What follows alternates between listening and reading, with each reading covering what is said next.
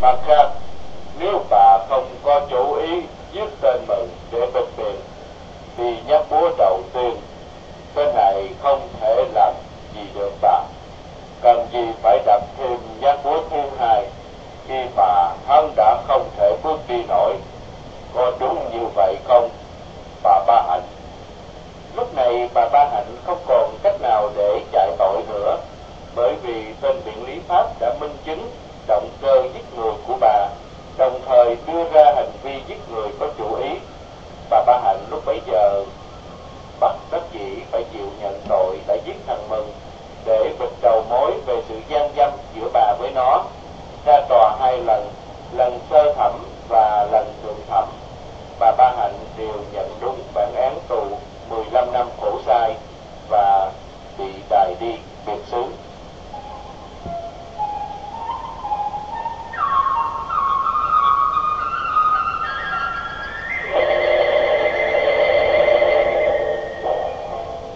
Sau cái chết của thằng Mừng và con Nhung cũng như án tù dành cho bà Ba Hạnh, nhà của ông bá Hộ Cường đã trở nên vắng vẻ. Những người ăn kẻ ở trong nhà ông cũng đã lần lượt bỏ đi vì lo sợ bị vạ lây trong cái chuyện hồn ma của Tư Cúc về báo oán. Theo mọi người, những chuyện đã xảy ra trong nhà của ông đều họ không muốn tin cũng không được. Mọi người đã từng chứng kiến cảnh Nam Ông Lục chiến đấu với bọn ma thần vòng. Chuyện bà Hai Huệ đang mất thần trí bỗng nhiên trở nên oai vệ, có tiếng nói oang oang. Rồi chuyện của bà Năm Phụng thắt cổ chết trong nhà giam y như cái chết của bà Tư Cúc năm nào, chỉ vì bà Năm đòi phá cái trang thờ. Mọi người còn nói cái chết của thằng Mừng và con Nhung cũng từ chuyện của bà Tư Cúc mà ra. Cả hai đứa trước đây đã làm theo lời bà Hai và bà Ba, gài bẫy cho bà Tư gặp lại thằng Mạnh ở trước cổng chùa. Rồi cả hai còn đưa bùa mê thuốc lú cho thằng Mạnh sử dụng để bà Tư phải chịu cái án oan tình. Cả hai bị chết đâm, chết chém, không phải vì tình mà vì bị bà Tư Cúc báo oán trả thù.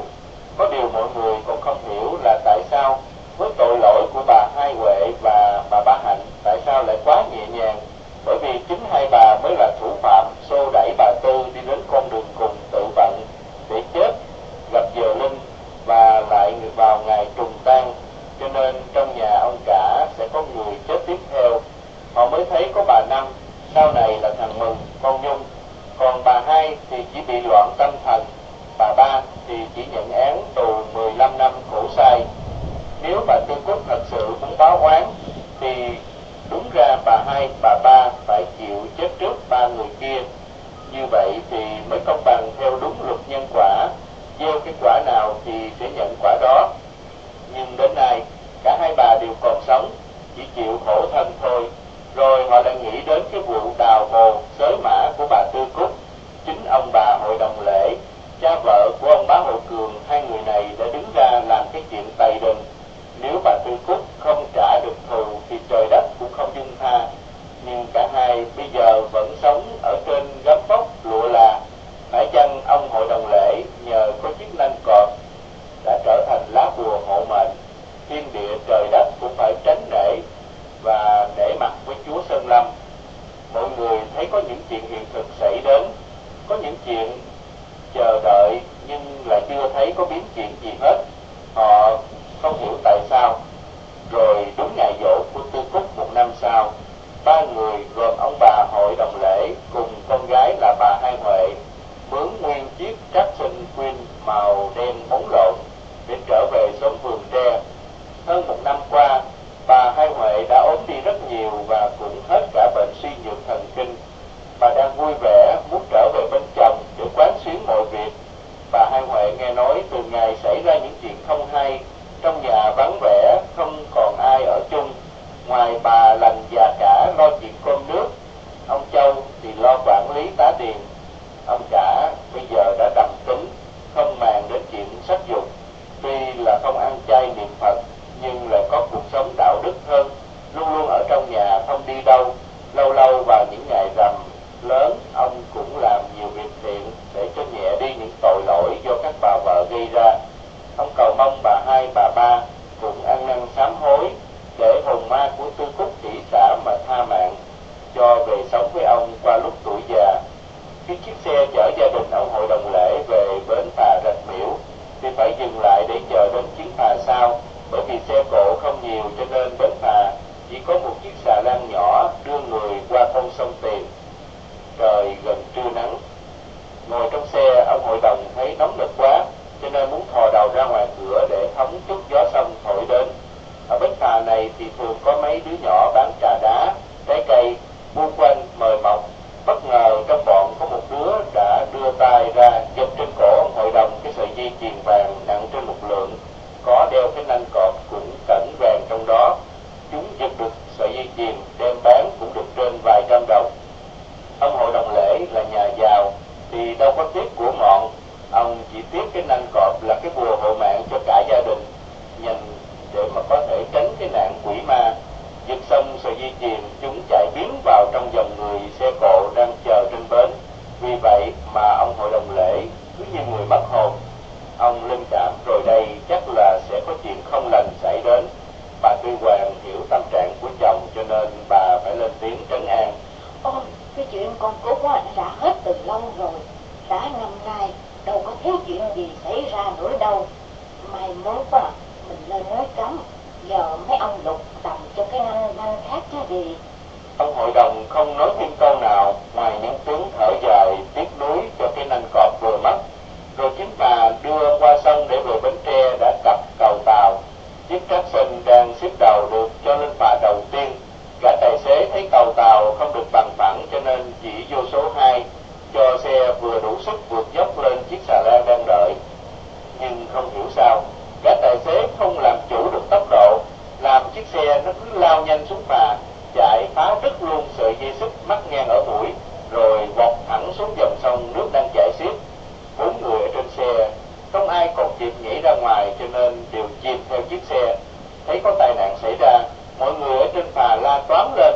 Lúc đó cái nhóm cứu cấp mới đến nơi và có hơn 10 phút mới xuống được chỗ chiếc xe bị chìm. Thấy tất cả 4 người không còn ai sống sót vì đã quá muộn, họ đều bị ngộp thở chết đã lâu.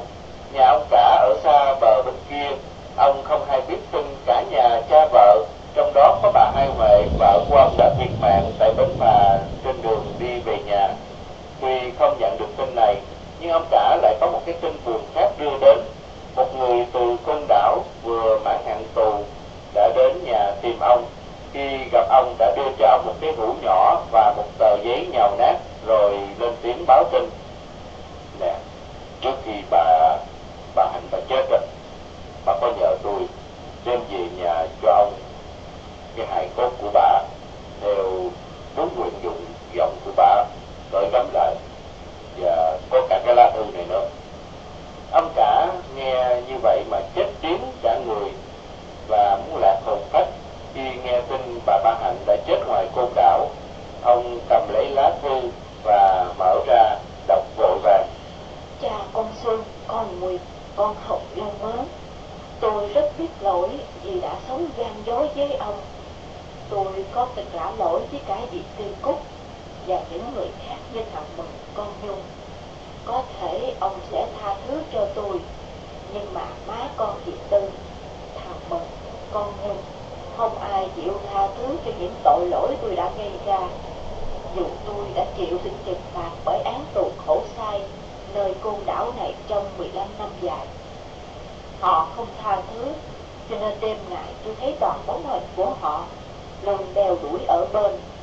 Chị Tư thì cổ trồng sợi dây thừng, còn thằng Mừng với con Nhung mình đầy máu me, cứ khóc ở bên tai, tả oán tả thù, nói phải sống vất dưỡng như người tứ cố vô thân, rồi tôi phải trả lại mạng sống cho họ.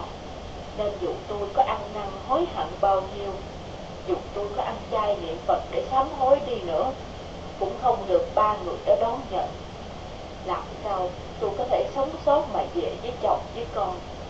Nếu không chết thì cũng héo mòn trong sự đài đãi tinh thần và sự khổ cực ở nơi đảo tù xa xôi không người thăm hỏi. Giờ đây tôi bẩn trí quá rồi, nợ máu phải trả thôi, để tâm hồn được thanh thản, không còn bị dày dò nữa. Vậy tôi xin lại ông ta lại, vì đã không làm tròn nghĩa vụ làm vợ, làm mẹ, sớm đi trước ông để tâm hồn được bình yên, và xin ngàn lần ông tha thứ cho các tội tình. Tôi cũng xin ông đừng có vì cái họa tăng mà bỏ rơi con cái. Tụi nó không có tội tình gì, cũng là giọt máu của ông mà hình thành ra con người như ông, như tôi ngày hôm nay.